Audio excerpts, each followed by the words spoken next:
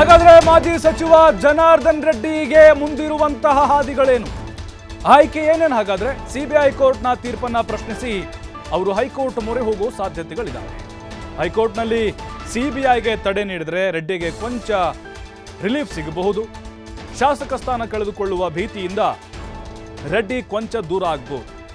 High court CBI ತೀರ್ಪು ಎತ್ತಿ ಹಿಡಿದ್ರೆ ರೆಡ್ಡಿಗೆ ಜೈಲೇ ಫಿಕ್ಸು, ಮತ್ತೆ ಜೈಲಲ್ಲಿ ಮುದ್ದೆ ಮುರಿಬೇಕಾಗತ್ತೆ. ಶಾಸಕ ಸ್ಥಾನದ ಮೇಲೂ ಕೂಡ ಈ ಸಿಬಿಐ ತೀರ್ಪು ತೂಗುಗತಿಯಾಗುವಂತಹ ಎಲ್ಲ ಸಾಧ್ಯತೆಗಳು ನಮಗೆ ಕಾಣಿಸ್ತಾ ಇದ್ದಾವೆ. ಅಂದರೆ ಇಲ್ಲಿ ಅವಕಾಶಗಳಿದ್ದಾವೆ. ಎಲ್ಲ ಕೇಸುಗಳಲ್ಲೂ ಕೂಡ ಕಾನೂನಾತ್ಮಕವಾಗಿ ಹೋರಾಟ ಮಾಡಲಿಕ್ಕೆ ಅವಕಾಶ ಸಿದ್ಧೇ ಇರುತ್ತೆ. ಹಾಗಾಗಿ ಇದರಲ್ಲೂ ಕೂಡ ಇದೆ. ಈಗ ಹೈಕೋರ್ಟ್ನಲ್ಲಿ ಅವರು ಸಿಬಿಐಗೆ ಈ ಆದೇಶಕ್ಕೆ ಏನಾದರೂ ತಡೆ ಒಡ್ಡಿದ್ರೆ ಕೊಂಚ ರಿಲೀಫ್ ಆಗ್ಬೋದು. ಶಾಸಕ ಸ್ಥಾನದಿಂದಲೂ ಕೂಡ ಅವರು ಬಚಾವಾಗ್ಬೋದು. ಈಗ ಅವ್ರಿಗೇನಾದರೂ ಹೈಕೋರ್ಟ್ನಲ್ಲಿ ಹಿನ್ನಡೆ ಆಯಿತು ಅಂತ ಹೇಳಿದರೆ ಖಂಡಿತ ಅವರು ತಮ್ಮ ಶಾಸಕ ಸ್ಥಾನವನ್ನು ಕಳೆದುಕೊಳ್ಳಬೇಕಾಗತ್ತೆ. 6 ವರ್ಷಗಳ ಕಾಲ ಚುನಾವಣೆಗೆ ಸ್ಪರ್ಧೆ ಮಾಡುವಂತಿಲ್ಲ. ಸಿಬಿಐ ಆದೇಶವನ್ನ ಪ್ರಶ್ನೆ ಮಾಡಿ ರೆಡ್ಡಿ ಹೈಕೋರ್ಟ್ ಮೊರೆ ಹೋಗೋ ಸಾಧ್ಯತೆಗಳು. ರೆಡ್ಡಿ ಹೈಕೋರ್ಟ್ನಲ್ಲಿ ಗೆಲುವು ಸಾಧಿಸಿದ್ರೆ ಸಿಬಿಐ ಮತ್ತೆ ತಂತ್ರವನ್ನ ಹೆಣೆಯುತ್ತೆ. ಸುಪ್ರೀಂನಲ್ಲಿ ವಾದಿಸೋದಕ್ಕೆ ಸಿಬಿಐ ಮುಂದಾಗುತ್ತೆ.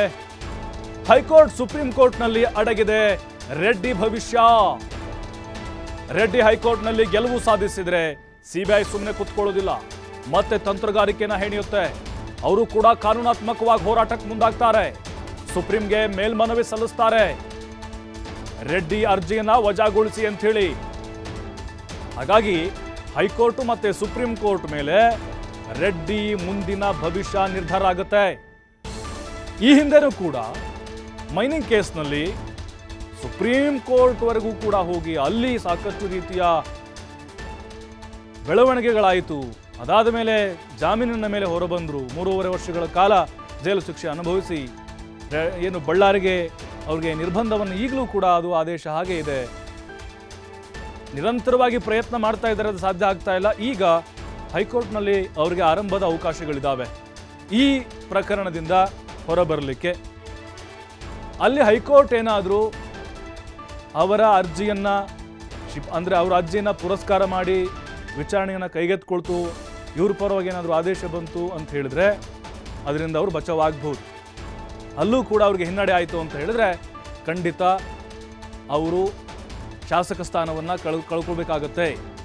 ಸಿಬಿಐ ಮತ್ತೆ ಅಲ್ಲಿ ಸುಪ್ರೀಂ ಕೋರ್ಟ್ ಮೊರೆ ಹೋಗುತ್ತೆ. ರೆಡ್ಡಿಗೂ ಕೂಡ ಅವಕಾಶಗಳಿದ್ದಾವೆ ಸುಪ್ರೀಂ ಕೋರ್ಟ್ಗೆ ಹೋಗಲಿಕ್ಕೆ.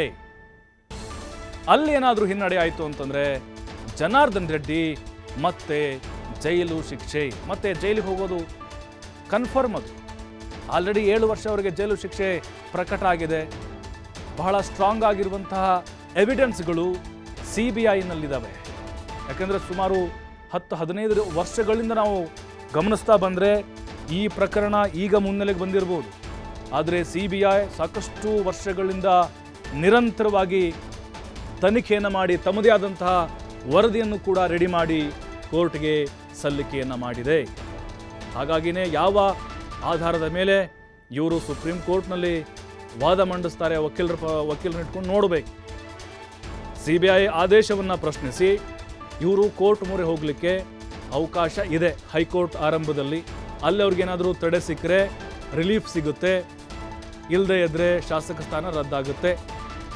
ಅದಾದ ಮೇಲೆ ಸಿಬಿಐನವರು ಸುಪ್ರೀಂ ಕೋರ್ಟ್ಗೆ ಮೇಲ್ಮನವಿ ಹೋಗ್ತಾರೆ.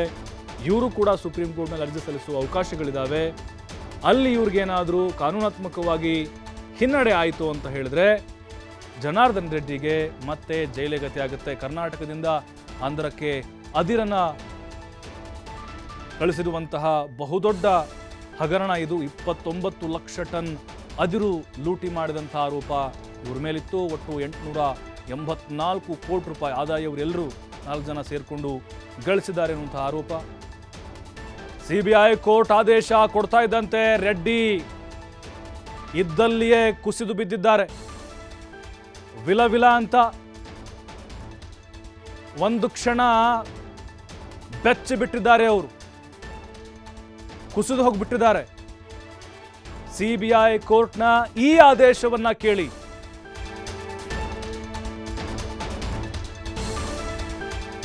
3 ವರ್ಷಕ್ಕಿಂತ ಹೆಚ್ಚು ಶಿಕ್ಷೆಯಾಗಿರೋದ್ರಿಂದಾಗಿ ರೆಡ್ಡಿಗೆ ಜೈಲೇ ಫಿಕ್ಸು.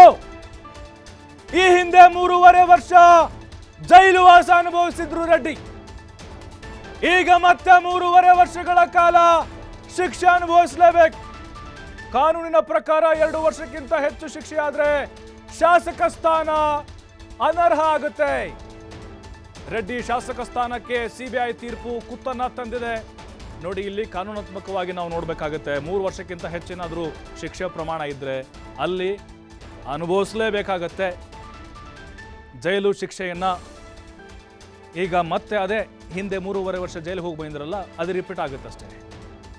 2 ವರ್ಷಕ್ಕಿಂತ ಹೆಚ್ಚು ಶಿಕ್ಷೆ ಆದರೆ ಶಾಸಕ ಸ್ಥಾನ ಡಿಸ್ಕ್ವಾಲಿಫೈ, ಅನರ್ಹರಾಗ್ತಾರೆ.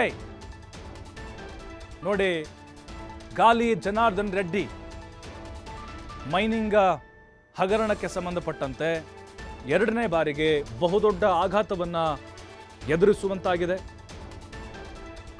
3.5 ವರ್ಷಕ್ಕಿಂತ ಅಂದರೆ 2 ವರ್ಷಕ್ಕಿಂತ ಹೆಚ್ಚು ಶಿಕ್ಷೆಯಾದರೆ ಶಾಸಕ ಸ್ಥಾನ ಅನರ್ಹ ಆಗುತ್ತೆ. ಅದು ಯಾವುದೇ ಜನಪ್ರತಿನಿಧಿ ಇರ್ಬೋದು, MP ಆಗಿರ್ಬೋದು ಅಥವಾ MLA ಆಗಿರ್ಬೋದು. ಕಾನೂನಾತ್ಮಕವಾಗಿ ಹೋರಾಟ ಮಾಡಲಿಕ್ಕೆ ಅವಕಾಶಗಳಿದ್ದಾವೆ.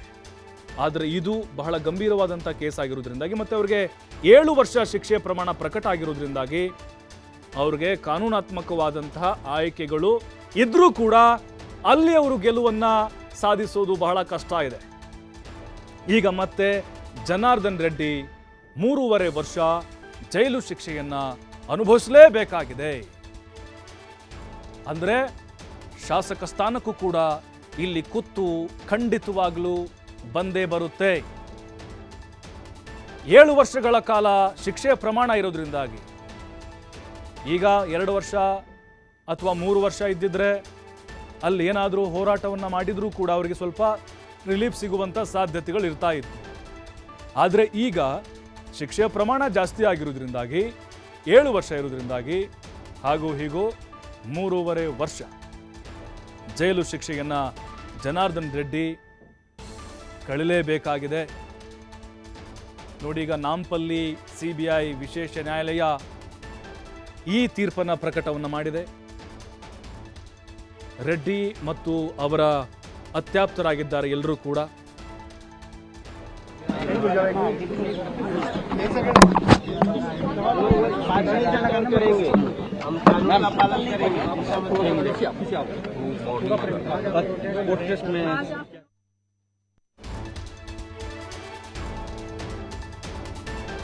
ಮಾಜಿ ಸಚಿವ ಜನಾರ್ದನ್ ರೆಡ್ಡಿಗೆ ಈಗ ಮತ್ತೊಂದು ಕಾನೂನಾತ್ಮಕವಾದಂಥ ಬಹುದೊಡ್ಡ ಉರುಳು.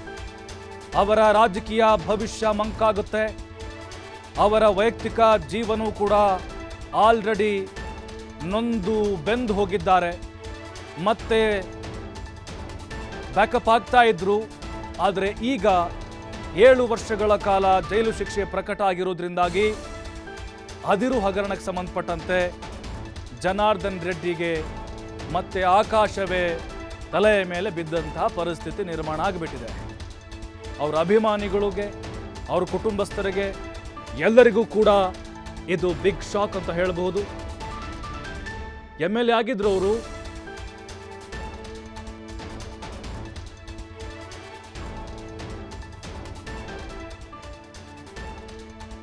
ಈ ಬಗ್ಗೆ ಮತ್ತಷ್ಟು ಮಾಹಿತಿ ಕೊಡ್ತಾರೆ ನಮ್ಮ ಪ್ರತಿನಿಧಿ ಸಿದ್ದು ಬಳ್ಳಾರಿಯಿಂದ ನೇರ ಸಂಪರ್ಕದಲ್ಲಿ. ಸಿದ್ದು, ನೋಡ್ತಾ ಇದ್ದೀವಿ ಗಣಿ ದಣಿ ಜನಾರ್ದನ್ ರೆಡ್ಡಿಗೆ 2ನೇ ಬಾರಿಗೆ ಮರ್ಮಾಘಾತ ಎದುರಾಗಿದೆ. ಅದು ಅಕ್ರಮ ಗಣಿಗಾರಿಕೆಯಲ್ಲೇ 7 ವರ್ಷಗಳ ಕಾಲ ಜೈಲು ಶಿಕ್ಷೆಯನ್ನು ವಿಧಿಸಲಾಗಿದೆ. ನಿಜಕ್ಕೂ ಅವರ ರಾಜಕೀಯ ಜೀವನಕ್ಕೂ ಇದು ದೊಡ್ಡ ಹೊಡೆತ ಕೊಡುತ್ತೆ. ಅದಾದಮೇಲೆ ಅವರ ವೈಯಕ್ತಿಕ ಜೀವನಕ್ಕೂ ಎಫೆಕ್ಟ್ ಆಗುತ್ತೆ. ಸದ್ಯಕ್ಕೆ ಬಳ್ಳಾರಿಯಲ್ಲಿ ಯಾವ ರೀತಿಯ ಟಾಕ್ಗಳು ಕೇಳಿಬರ್ತಾ ಇದೆ, ಅವರ ಅಭಿಮಾನಿಗಳಿಗೆ, ಅವರ ಆಪ್ತರು, ಕಾರ್ಯಕರ್ತರು ಯಾವ ರೀತಿ ಶಾಕ್ಗೆ ಒಳಗಾಗಿದ್ದಾರೆ?